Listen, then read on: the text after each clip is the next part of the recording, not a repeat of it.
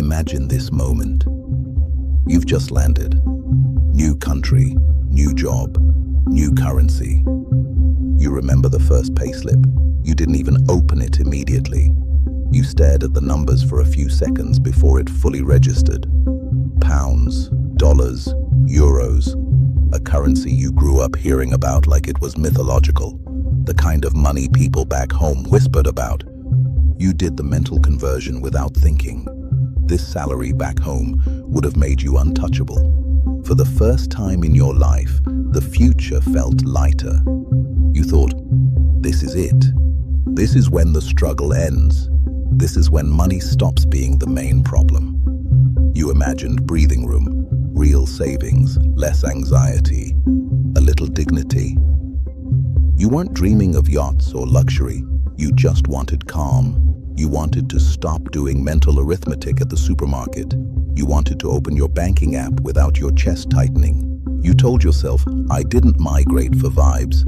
I migrated for stability. And for a moment, it felt like you had won. Fast forward 2 years, you're still earning in pounds. On paper, your income is strong. Stronger than most people you know. Stronger than anything you could have earned back home. If someone from your past looked at your payslip, they'd assume you'd made it. But something feels wrong. You don't feel rich. You don't even feel comfortable. Your savings don't look the way you expected. Your stress hasn't gone down. In fact, it's sharper now, more constant. You check your balance more often than you used to. You think about money more, not less. You earn more, but somehow feel poorer. You tell yourself it's temporary. Cost of living, settling in. It will balance out. But months pass, then years, and instead of freedom, you feel locked in. Locked into rent, locked into bills, locked into a lifestyle you didn't consciously choose, locked into a job you can't easily walk away from.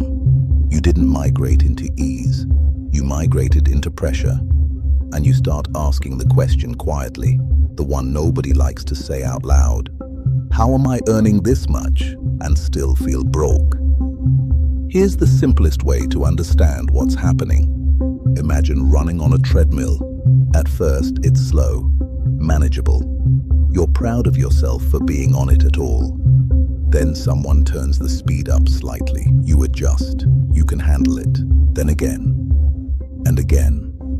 You're still running, still upright, still doing fine. But the machine is moving faster than you realize. That's what migration does financially. It doesn't crush you. It speeds the treadmill up, quietly. And because you're focused on staying upright, you don't notice how much harder you're working just to stay in the same place. This is what we're going to call the migrant income illusion. The belief that earning in a stronger currency automatically means you're building wealth. It's one of the most expensive illusions migrants carry, because income feels like progress, but income is not the same thing as wealth. Income is what comes in. Wealth is what stays. And more importantly, wealth is what gives you options.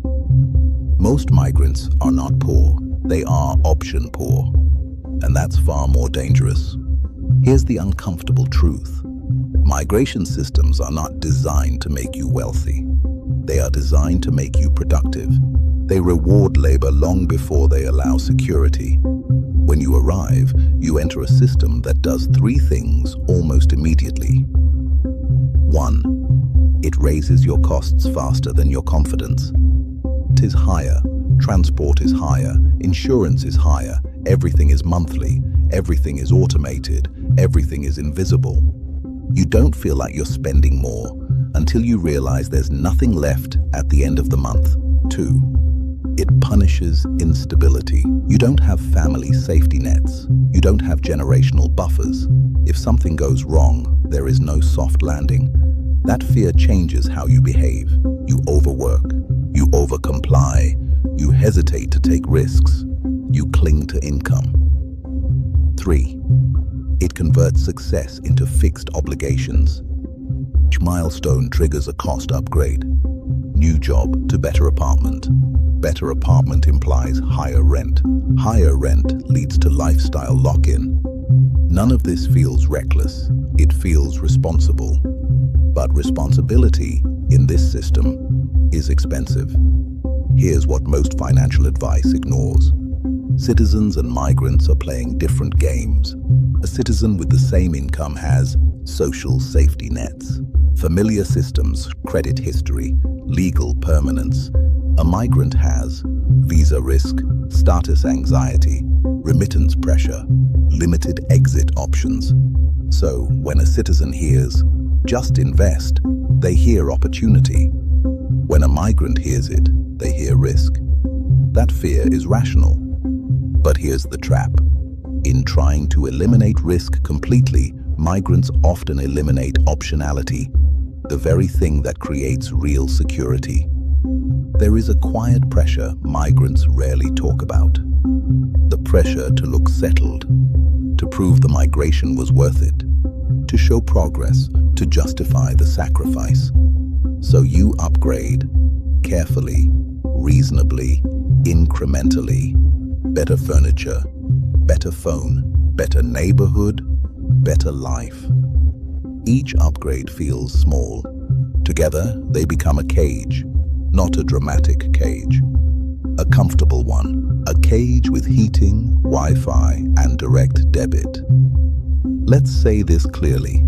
You don't feel broke because you earn too little. You feel broke because your income is being converted into fixed costs, not flexible assets. Fixed costs demand obedience. Flexible assets create freedom. Most migrants are unknowingly building lives that require them to keep running indefinitely. That's not wealth. That's dependency. We've been taught something very dangerous. That responsibility means stability. That stability means permanence. That permanence means safety. For migrants, this is backwards. Safety comes from mobility. Security comes from options. Wealth comes from flexibility. A high income with no exit is not power. It's a leash. This channel is not about earning more. Plenty of migrants already earn well. This channel is about turning income into optionality, building wealth that survives visas, creating lives that don't collapse if one job disappears.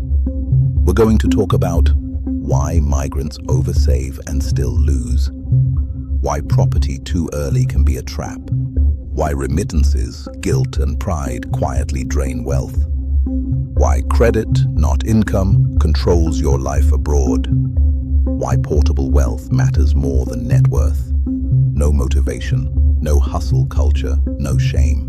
Just systems, trade-offs, and clear thinking. If you remember one thing from this episode, remember this. Wealth is not how much you earn. Wealth is how many bad options you can afford to say no to. If losing your job would collapse your life, you are not wealthy, no matter your salary. If moving countries would wipe out your assets, you are not wealthy, no matter your net worth. If your lifestyle requires constant income, you are not free, no matter how good it looks. Most migrants think they are climbing. In reality, many are running faster every year on a treadmill they didn't design. In this channel, we'll show you where the speed controls are, who built the machine, and how to step off without falling. You didn't migrate just to survive in a nicer currency. You migrated for dignity, for choice, for freedom. This channel is about getting you there, deliberately. If this episode felt uncomfortably accurate, you're in the right place. Like, comment, and subscribe to this channel, and make sure you share it among your network. See you in the next video.